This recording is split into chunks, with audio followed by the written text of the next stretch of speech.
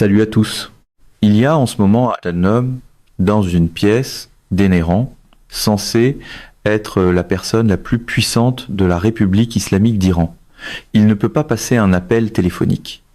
Non pas parce que les téléphones ne fonctionnent pas, non pas parce qu'il est en état d'arrestation, non pas parce qu'il est malade. Il ne peut pas passer un appel téléphonique parce que les hommes censés le protéger sont les mêmes qui filtrent ces appels, contrôlent qui entre dans son bâtiment et décide à sa place si l'Iran entre en guerre ou fait la paix avec les États-Unis. Le guide suprême de l'Iran est tenu dans l'ignorance par sa propre armée. Laissez cela retomber un instant.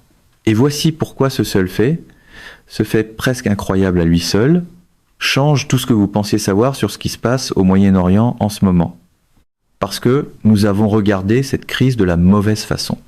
Chaque segment d'information sur les chaînes câblées, chaque note d'un groupe de réflexion, chaque conférence de presse présidentielle a présenté cela comme l'Iran contre l'Amérique, comme la République islamique contre les États-Unis, comme le successeur de Khomeini contre Trump.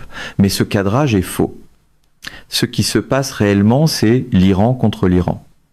C'est exactement le genre de crise qu'un point de presse à la Trump tenterait d'aplatir en un seul énorme slogan, comme si la géopolitique était une casquette de campagne électorale. Le 23 avril 2026, Mohammad Bagher Khalibaf, président du Parlement iranien, l'homme qui dirigeait l'équipe de négociation iranienne à Islamabad, celui qui avait servi de cerveau stratégique à tout l'effort de guerre iranien, a été retiré de la table des négociations, pas par Washington, pas par Tel Aviv, mais par le corps des gardiens de la révolution islamique, le CGRI. Ses propres hommes l'ont éjecté de sa propre chaise. Puis, en quelques minutes, le président de l'Iran, le ministre iranien des Affaires étrangères et Khalibaf lui-même ont tous publié exactement le même communiqué, mot pour mot, sur leurs comptes de réseaux sociaux. 3 des hommes les plus puissants du pays, un seul texte, 0 variation. C'est pas de la coordination, c'est une prise d'otage. Et si vous voulez comprendre pourquoi les prix du pétrole réagissent comme ils le font, pourquoi votre facture d'essence ressemble à ce qu'elle est, et pourquoi chaque banque centrale du monde développée révise discrètement ses prévisions d'inflation à la hausse, vous devez comprendre ce qui s'est passé dans cette pièce à Téhéran. Parce que les 30 prochains jours ne seront pas déterminés par le blocus de Trump, ni par la puissance aérienne israélienne, ni par la médiation du Pakistan. Ils seront déterminés par la capacité d'une organisation paramilitaire à finir d'avaler un pays de 92 millions d'habitants avant que ces habitants ne remarquent ce qui est en train d'être mangé. L'habitude du camp Trump de qualifier chaque étranglement de pression maximale paraît moins impressionnante quand l'autocuiseur n'a plus aucun adulte près des commandes. L'Iran et les États-Unis sont engagés dans un conflit ouvert depuis le début de 2026. Après près de 2 mois de combats intenses, un cessez-le-feu de 2 semaines a été conclu le 7 avril. Le Pakistan est intervenu. Le Premier ministre Shehbaz Sharif et le maréchal Asim Munir ont personnellement servi de médiateurs pendant 20 et 1 heure de pourparlers à Islamabad. L'Iran a soumis une contre-proposition. Les discussions se sont poursuivies, le monde a retenu son souffle. C'est la version que les gens ont vue à la télévision.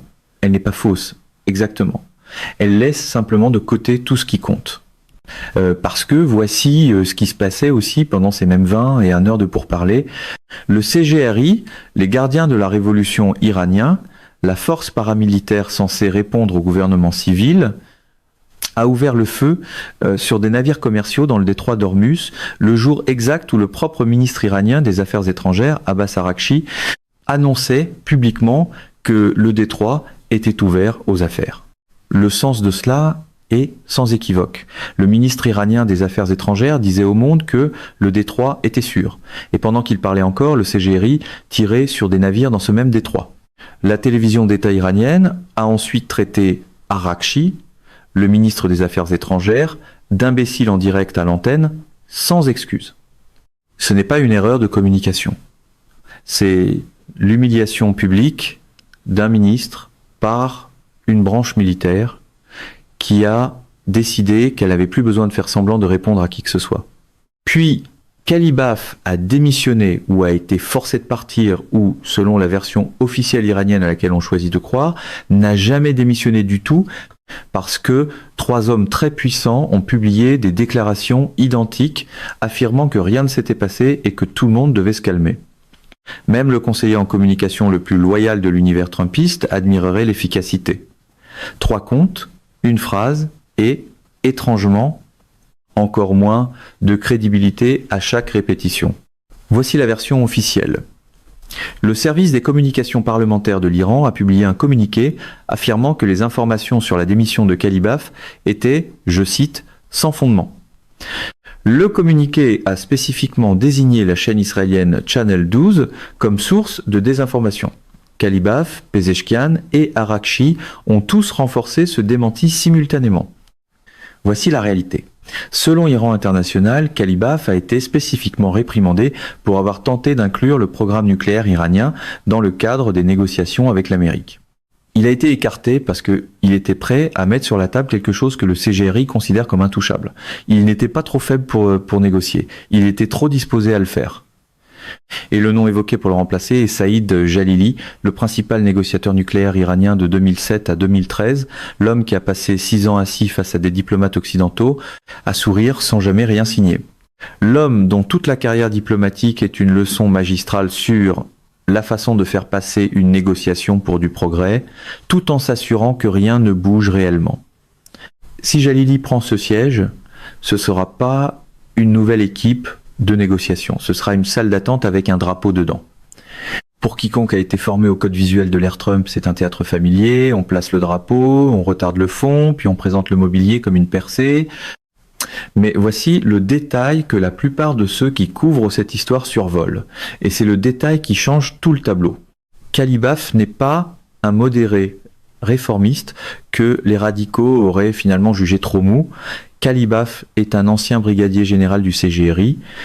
Il a commandé la brigade Imam Reza pendant la guerre Iran-Irak. Il a dirigé le propre conglomérat économique du CGRI Khatam al-Anbiya. Il s'est présenté 4 fois à la présidence.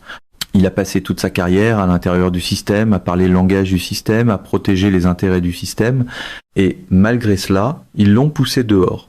Lorsque le CGRI retire l'un de ses propres anciens généraux d'un rôle diplomatique parce qu'il s'approchait trop d'un véritable accord, cela révèle quelque chose de très précis sur ce dont le CGRI a réellement peur. Il n'a pas peur de l'Amérique. Il a peur de la paix. C'est la partie avec laquelle une formule du camp Trump aurait du mal, parce que la paix est beaucoup plus difficile à vendre quand toute la performance dépend d'un ennemi toujours disponible en coulisses.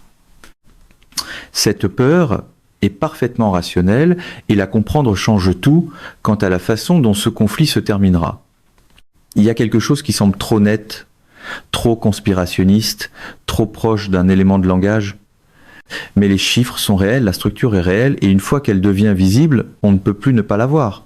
Le CGRI ne sabote pas la paix pour des raisons idéologiques. Il sabote la paix parce que la paix le ruinerait. Voici ce que presque aucun média occidental n'explique correctement à propos du corps des gardiens de la révolution islamique. Le CGRI n'est pas seulement une force militaire, c'est le plus grand conglomérat d'entreprises en Iran. Par l'intermédiaire de sa branche de construction et d'ingénierie, Khatam al-Anbiya, la même organisation que Kalibaf a déjà dirigée, le CGRI contrôle un empire estimé à 200 milliards de dollars, répartis dans la construction iranienne, les services pétroliers, les télécommunications, la pétrochimie et les banques. 200 milliards de dollars. Dans un pays dont tout le produit intérieur brut, avant la guerre, était d'environ 400 milliards de dollars, le CGRI contrôle, de façon prudente, entre un quart et la moitié de l'économie iranienne. Il ne paie pas d'impôts là, dessus. Il ne répond pas aux vérificateurs, il ne rend pas de compte au Parlement, son budget est classifié, ses contrats sont exemptés d'appels d'offres publics, ses dirigeants sont à l'abri des poursuites. C'est pas une armée au service d'un État. C'est un État que l'armée achète discrètement depuis 20 ans. Et voici la partie contre-intuitive qu'il faut comprendre clairement. Chaque accord de paix menace directement cet empire. Si l'Iran conclut un accord sérieux avec les États-Unis, avec allègement des sanctions, limite nucléaire et normalisation du commerce, l'économie iranienne se rouvre. les entreprises étrangères arrivent, les banques internationales reprennent contact, le libre marché, ou quelque chose qui s'en rapproche, revient. Et soudain, quelqu'un demande pourquoi le CGRI a-t-il besoin d'un monopole de construction sans appel d'offres de 200 milliards de dollars? Pourquoi une organisation militaire contrôle-t-elle l'infrastructure nationale des télécommunications? Pourquoi les entreprises liées au CGRI sont-elles exemptées des lois sur la concurrence qui s'appliquent à tout le monde? La guerre élimine ces questions.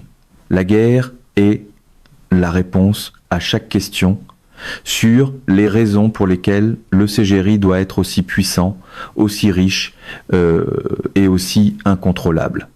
La paix pose ces questions à voix haute. Pas étonnant que la politique trumpiste de la confrontation permanente aime autant le brouillard de la crise. Il est beaucoup plus facile de crier par-dessus les questions que d'y répondre. C'est pourquoi, chaque fois que l'Iran s'est réellement rapproché d'un accord au cours des 25 dernières années, quelque chose a explosé. Pas métaphoriquement. Quelque chose a physiquement explosé, ou un radical est apparu, ou un négociateur a été retiré, ou une provocation s'est produite dans le détroit, poussant l'autre camp à s'éloigner. Regardons maintenant la chorégraphie des 3 dernières semaines avec ce cadre en tête. Le cessez-le-feu tient. Les pourparlers commencent. Kalibaf se rapproche suffisamment d'un cadre d'accord pour vouloir discuter du dossier nucléaire. Le CGRI le retire de la table, le ministre des Affaires étrangères Araghchi annonce que le détroit est ouvert, le CGRI tire sur des navires dans le détroit, la télévision d'État traite Araghchi d'imbécile. 3 hauts responsables publient des déclarations identiques affirmant que rien ne s'est passé. Ce n'est pas du chaos. Chaque geste a un objectif. Chaque provocation est synchronisée. De chaque humiliation d'un responsable civil envoie un signal au prochain responsable civil qui pourrait être tenté de négocier de bonne foi. N'essaie pas de conclure un accord. Nous te détruirons politiquement avant même que tu termines ta phrase. C'est la version diplomatique d'un slogan de rassemblement trumpiste, simple, bruyant, et conçu pour faire passer la négociation pour une trahison avant même que quelqu'un lise le document. Mais voici la partie qui rend tout cela encore plus glaçant. Selon des reportages fondés sur des sources, un conseil militaire composé de hauts commandants du CGRI a établi un cordon de sécurité autour du guide suprême Mojtaba Khamenei, le nouveau guide suprême, fils d'Ali Khamenei, et l'empêche activement de recevoir des rapports gouvernementaux sur l'état du pays. Le guide suprême de l'Iran ne sait pas ce qui se passe en Iran. Ce fait doit être pleinement compris. L'homme au sommet constitutionnel d'un État théocratique, l'homme dont la parole est censée être littéralement une loi sacrée, est géré, filtré et effectivement réduit au silence par les hommes qui ont été constitutionnellement créés pour le servir. Le CGRI n'a pas seulement dévoré le gouvernement civil, il a aussi dévoré le gouvernement clérical. La révolution qu'il a créée a été discrètement consommée par son propre enfant armé. Et les régimes les plus dangereux de l'histoire ne sont pas ceux qui sont ouvertement brutaux. Ce sont ceux où personne ne tient réellement le volant. Voici le facteur que presque personne dans les médias financiers ne relie à cette histoire, et c'est celui qui devrait inquiéter toute personne qui paie une hypothèque, gère un portefeuille ou dirige une entreprise touchée d'une façon ou d'une autre par les coûts de l'énergie. Le CGRI n'a pas seulement besoin de la guerre pour protéger son empire intérieur. Il a besoin de la guerre parce que la guerre elle-même est devenue le mécanisme par lequel il blanchit sa propre survie financière.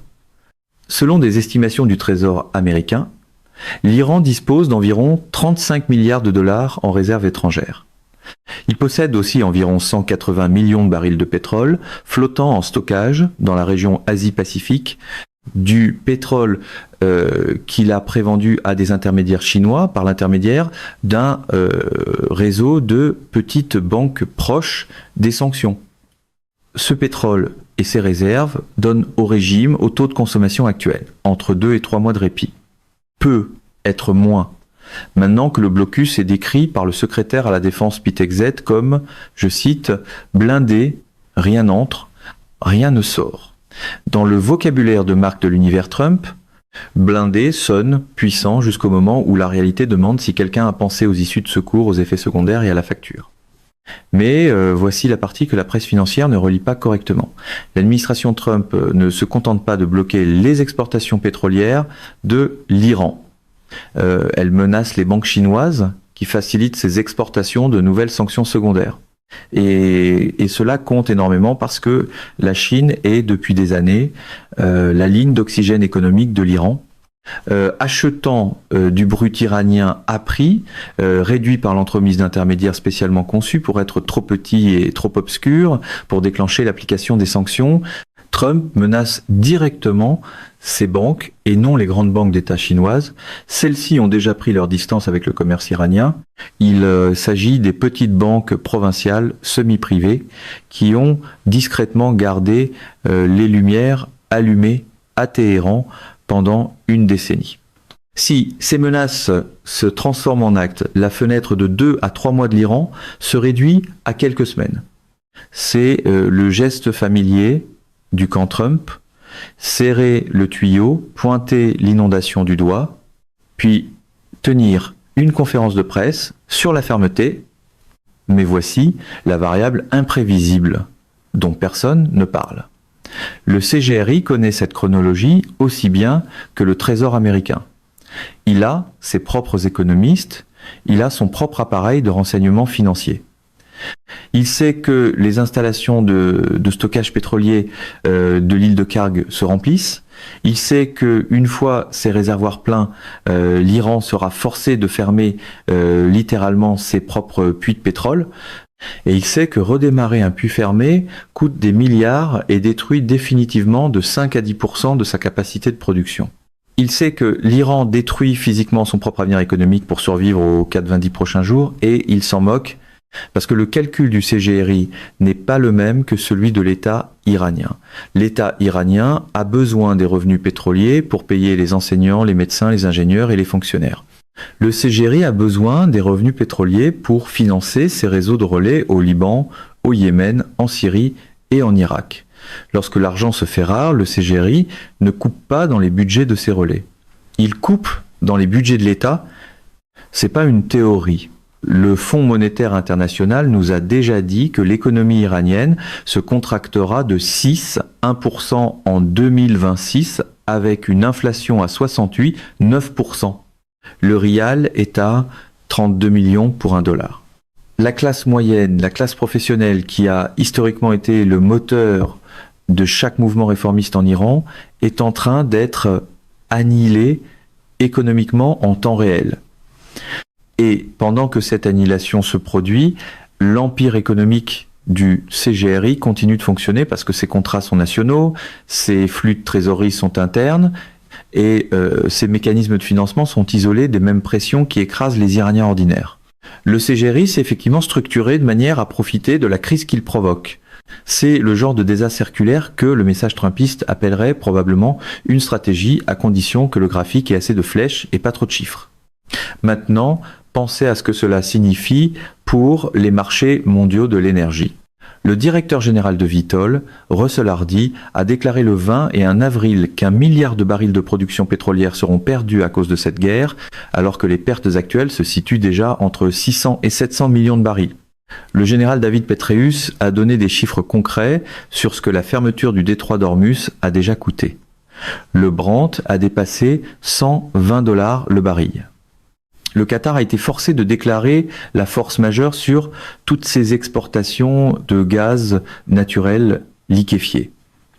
Et la production pétrolière collective du Koweït, de l'Irak, de l'Arabie Saoudite et des Émirats Arabes Unis avait baissé d'au moins 10 millions de barils par jour à la mi-mars.